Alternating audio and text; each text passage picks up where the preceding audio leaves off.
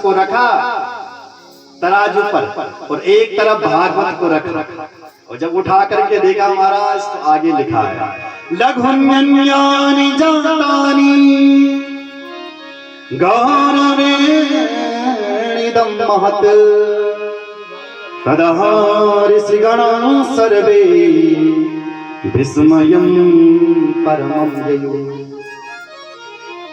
जब उस तराजू को जब उठा करके देखा तो अन्यानि लघूनि जातानि, जितने ही धर्म शास्त्र एक जगह रखे हुए थे श्रीमद् भागवत के सामने ऊपर लटक गए।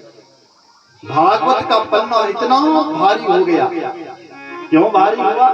भागवत तो छोटी सी है, क्योंकि भागवत में साक्षात श्री कृष्ण आकर के विराजमान हो गए। भगवान कहाँ रहता है? तो भागवतकार ने कहा भगवान कहीं और नहीं रहता है, भगवान इस श्रीमद् भागवत में रहता है।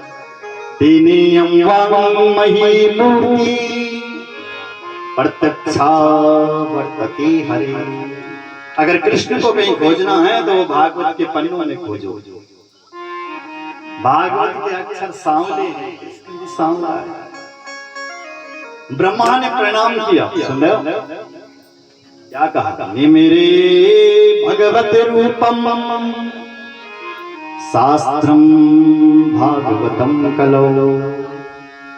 हे भगवत भगवान, कलिकाल में तो तुम इस भागवत में साक्षात विराजमान हो रखे। ये भागवत भगवान की प्रत्यक्ष मूर्ति है, भागवत की किताब है। बोलो जय सिया राम। ऋषियों ने पूछा गुरुदेव ये बताइए कि भागवत यदि इतनी बड़ी है कि सारे धर्म शास्त्र इसके सामने फीके हैं, तो ये बताओ गुरुजी इस भागवत कथा को 7 दिन में क्यों सुनाया जाएगा? इतना बड़ा ग्रंथ है तो 1 महीने तक सुनाओ, सालों तक सुनाओ। यद्यपि ब्रह्म संबंधा सुरर्षिणा सप्ताश्रवण विधि कौमारेस्तस्य भासिता। 7 दिन की विधि किसने बनाई? क्यों इस कथा को 7 दिन तक सुना जाता है? ये बताओ। गुरुदेव ने कहा, सूत जी बोले हे ऋषियों, ये 7 दिन की परंपरा नारद जी ने चलाई। किसने चलाई? नारद। सनकादिक ऋषियों ने नारद जी को ये भागवत की कथा 7 दिन तक सुनाई थी गंगा के तट हरिद्वार में। तब से ये 7 दिन की परंपरा चलती है। नारद का नाम सुना तो ऋषियों के कान खड़े हो गए। ऋषियों ने प्रश्न किया, क्या कहा? ऋषि बोले गुरुदेव, लोक विग्रहम् नारदस्य स्थिरस्य च विधिः सर्वे कुतः प्रीति संयोग कुत्रति सह।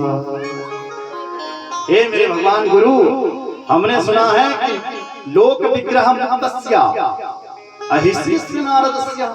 नारद जी महाराज एक जगह पर नहीं टिकता है, घूमते रहता है, क्योंकि नारद जी को दक्ष ने श्राप दिया हुआ है, तस्मात् लोके दुते मूढ़ा न भवेत् भ्रमतः पदम्। हे नारद, तेरा पैर एक जगह पर नहीं टिकेगा, तू घूमते रहेगा। इसलिए गुरुदेव हम पूछना चाहते हैं कि नारद जी 7 दिन तक कैसे टिक गया? कैसे इसी घुमक्कड़ नारद ने 7 दिन तक कथा को सुन लिया? खोपड़ी में समझ में नहीं आ रहा। गुरुदेव विस्तार से सुनाई। तो गुरुजी ने और विस्तार कर दिया। बोले सुनो ध्यान से। क्या बोले? एकदा हि विशालाया चत्वारो ऋषयो मला सत्संगार्थं समायाता तद्रसूस्तत्र नारदम्। एकदा हि विशाल आया। एक समय की बात थी। बोलो राधे राधे। जोर से बोलो, और जोर से बोलो।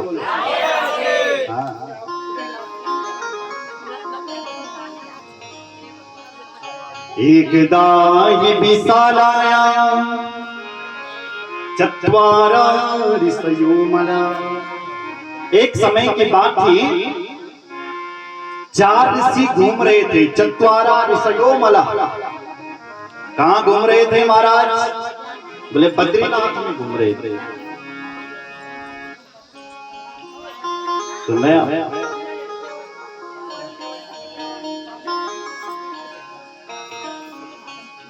बोले रामचंद्र भगवान की जय। एकदा हि विशालाया चत्वारा ऋषयो मला।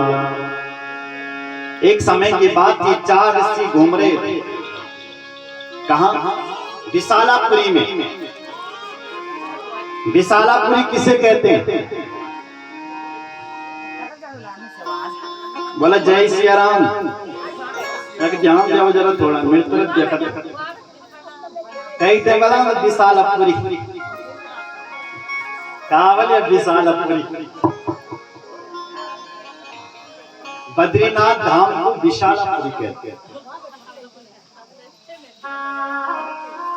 तो विशालापुरी में 4 ऋषि घूम रहे थे। उनका नाम है सनक, सनंदन, सनातन और सनातन। ये 4 ऋषि घूम रहे थे। एक ने पूछा कि ये बाबा घूमते क्यों हैं, ये ऋषि घूमते क्यों हैं? बोले ऐसे नहीं घूम रहे थे, सत्संगार्थ, सत्संग की इच्छा से घूम रहे थे।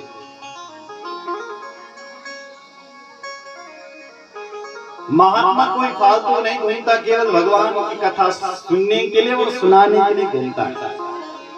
तो सत्संग के लिए घूम रहा था कि तब तक क्या हुआ? दद्रसु तत्र नारदम।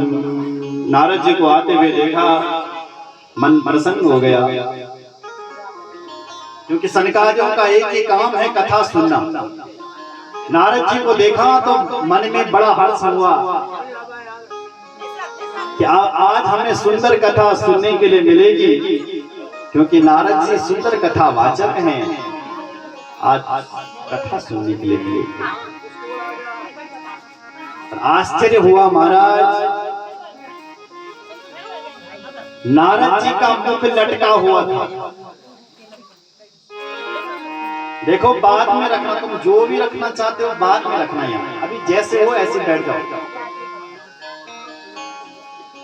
बोलो सीताराम भगवान की जय। जय जय श्री राम।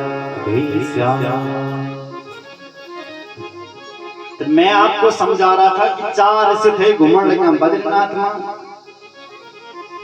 और तौन द्रव ने नारद जी देखे होंगे। तो नारद और मुखबल थोड़ा उदास थे। सुना?